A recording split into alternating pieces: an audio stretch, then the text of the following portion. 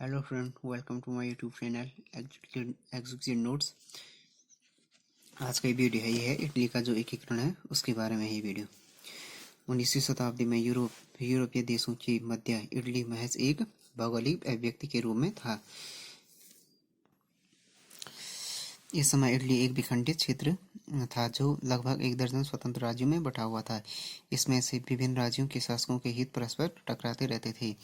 ये सभी शासक इटली की राजनीतिक एकता के प्रबल विरोधी थे, क्योंकि इटली की एकता के फलस्वरूप उन्हें अपनी गद्दी से हाथ धोने की आशंका थी।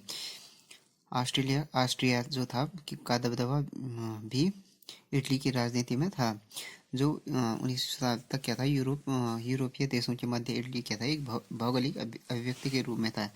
इस समय क्या हुआ कि इटली क्या था, एक विखंडित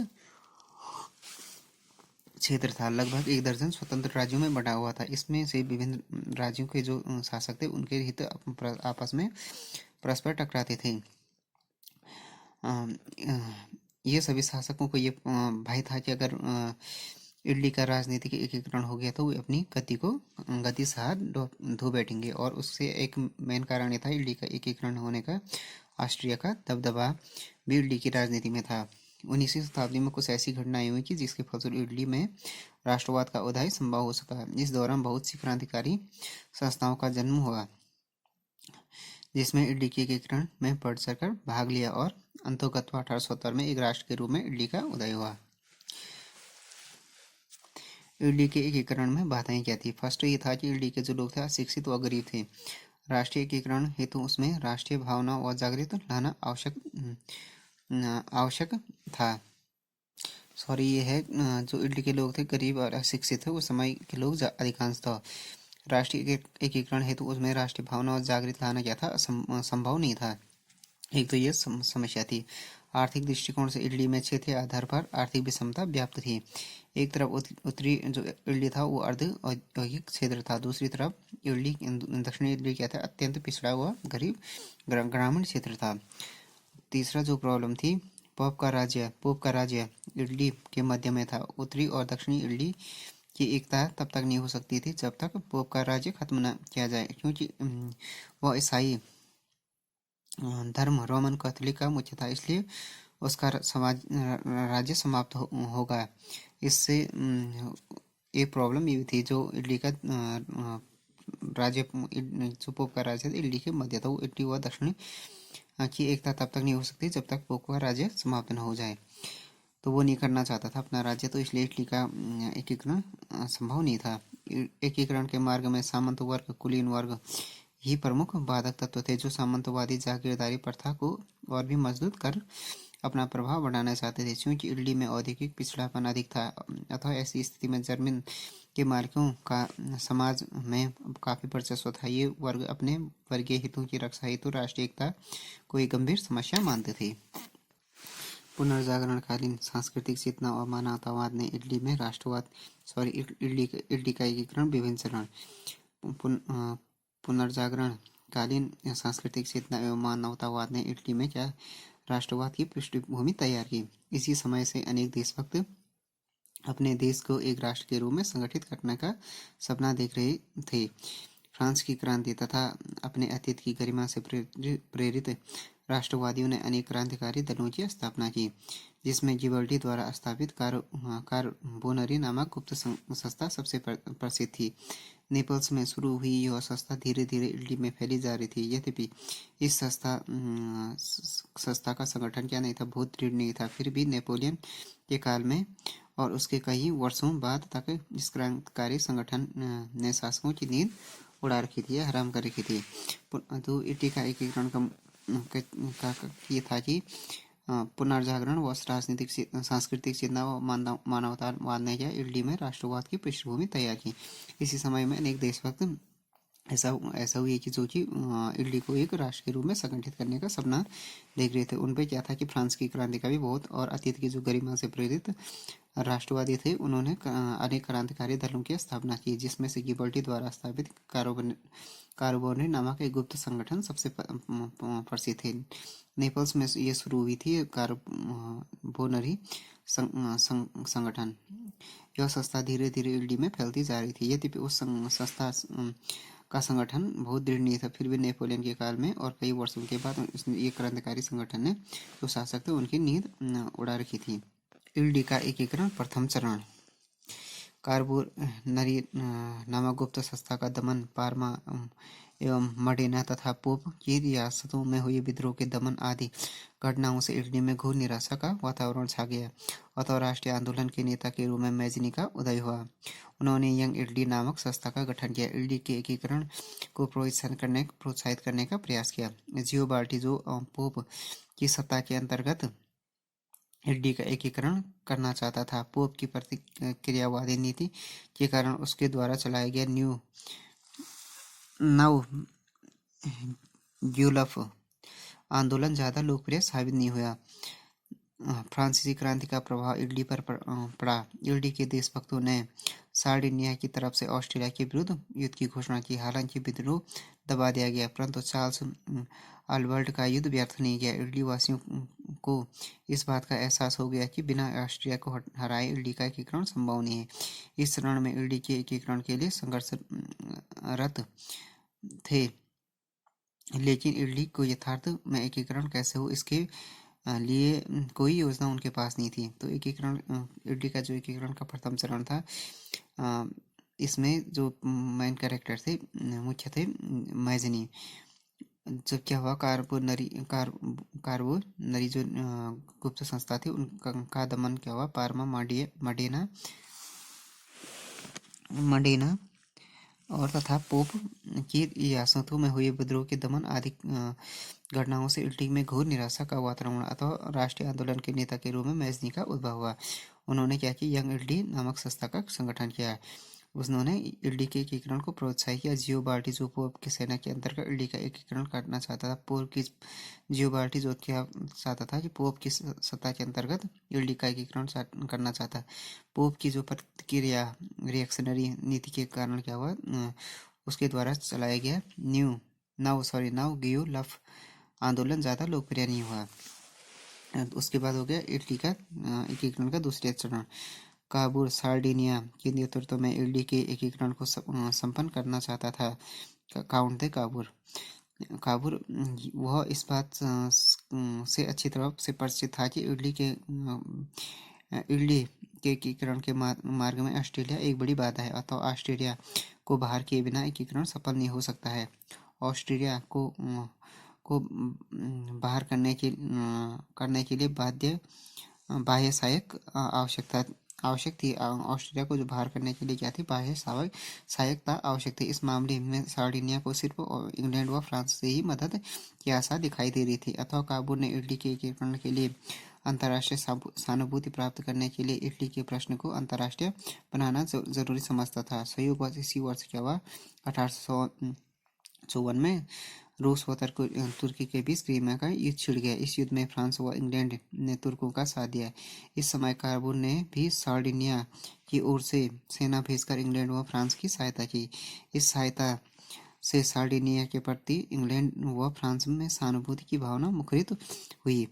क्रीमिया के युद्ध के पश्चात फ्रांस का तत्कालीन शासक जो नेपोलियन थर्ड इटली की मदद हेतु तैयार हो गया और पीडमांट और सार्डिनिया के साथ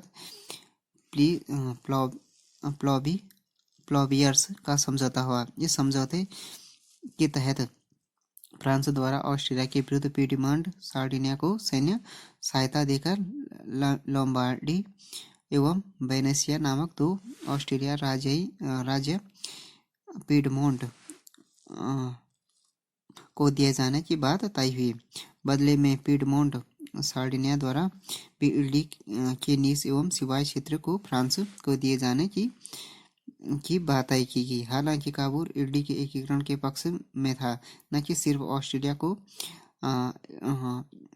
को इटली से बाहर निकालने के पक्ष में, परंतु तब भी उसने नीस एवं सिवाय के क्षेत्र को फ्रांस को दिए जाने के संबंध में प्लाबियर्स की संधि शर्तों को स्वीकार कर दिया। तो जो ये काबूल था, ये केवल ऑस्ट्रेलिया को इटली से बाहर नहीं करना चाहता था, बल्कि इटली का एकीकरण करना चाहता था वो।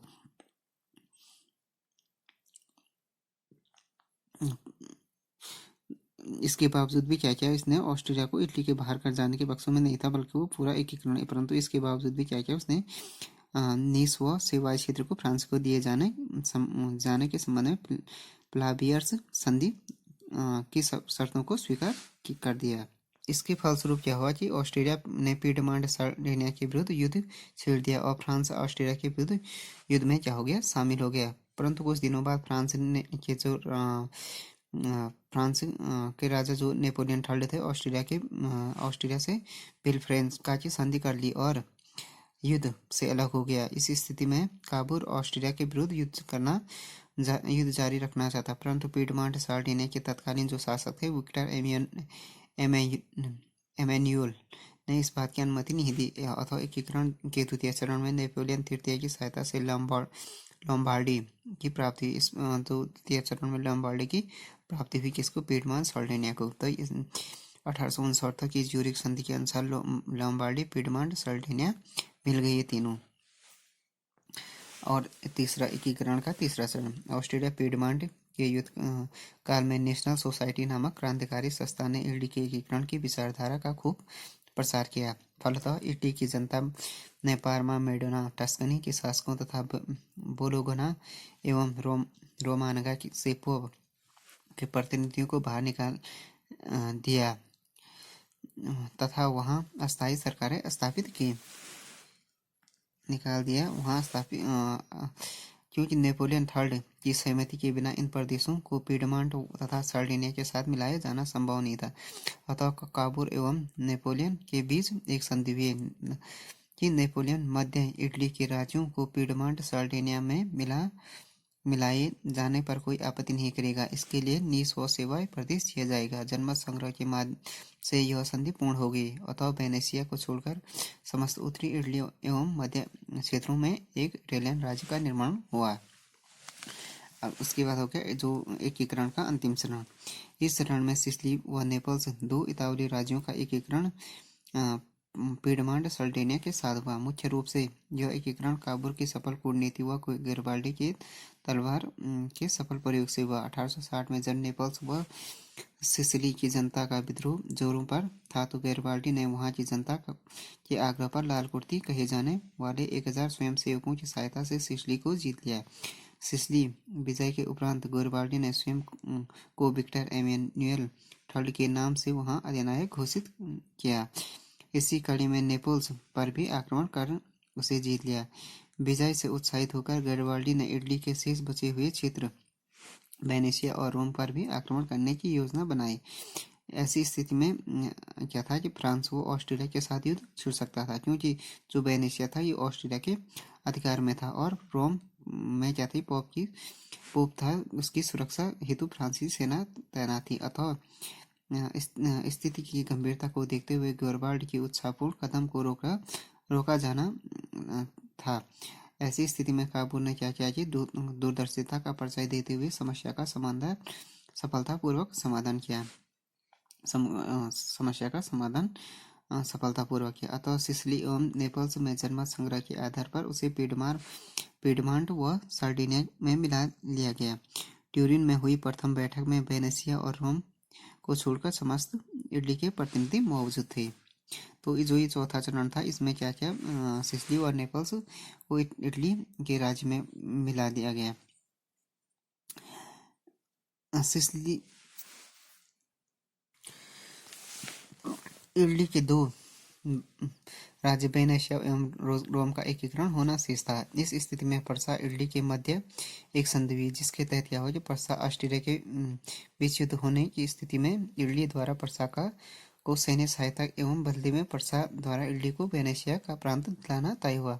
1866 में क्या हुआ कि पर्सा और ऑस्ट्रिया के मध्य होने वाले सेंडोवा के युद्ध में पर्सा की विजयी हुई। तत्पश्चात प्राचीन सिंध के अनुसार क्या हुआ कि वेनेशिया से ऑस्ट्रिया का नियंत्रण समाप्त हो गया और वेनेशिया का क्षेत्र पीडमांट व सार्डिनिया के नेतृत्व में इटली में शामिल हो गया। तो क्या था कि जो इटली के दो राज्य थे, वेनेशिया व रोम का एकीकरण होना था। तो इस स्थिति में परसा इटली के मध्य एक संधि हुई, जिसके तहत क्या था, जो परसा और ऑस्ट्रिया के बीच अगर युद्ध होगा तो इटली क्या करेगा, परसा की सहायता करेगा, जर्मन कुल मिलाकर।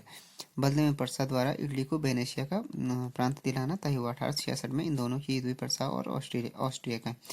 इसमें सोंडेवा का युद्ध हुआ, परसा की क्या हुई, विजय हुई। तत्पश्चात क्या हो गया, प्राग के संधि के अनुसार वेनेशिया से ऑस्ट्रिया का नियंत्रण समाप्त हो गया और इटली में शामिल हो गया। पिडमॉन्ट या सार्डिनिया के नेतृत्व में इटली में शामिल हो गया। अब सिर्फ इटली रोम राज्य का शेष हिस्सा था। इटली रोम एक ऐसा मात्र था, उसको कैप्चर करना, उसमें मिलाना था, जिसमें इटली में एकमात्र राज्य था। 1870 में क्या हुआ, जब फ्रांस और परसा के मध्य सेडन का युद्ध हुआ तो क्या हुआ कि फ्रांस की ने क्या किया, पोप के राजतंत्र की सुरक्षा हेतु रोम में जो सेना थी, उपस्थित सेना था, उसको वापस बुला लिया गया। पीडमॉन्ट सार्डिनिया के शासक विक्टर एमियल ने परिस्थिति का लाभ उठाते हुए रोम को जीत लिया। इसके बाद वहां जनमत संग्रह के आधार पर क्या हुआ, इटली का एकीकरण की प्रक्रिया पूरी हो गई। इस तरह से इटली का एकीकरण की प्रक्रिया पूरी हो गई। रोम की जो रोम को क्या किया गया, इटली की संयुक्त राजधानी घोषित की गई, बनी या घोषित की गई। तो friends, thanks for watching this video. ये हो गया इटली के एकीकरण के बारे में हो गया। इटली के एकीकरण में बात है, इटली के एकीकरण में के चरण, प्रथम चरण, द्वितीय चरण, अंतिम, तृतीय और अंतिम चरण। Thanks for watching this video. If you like this video, please subscribe my channel and like, share and comment on this video.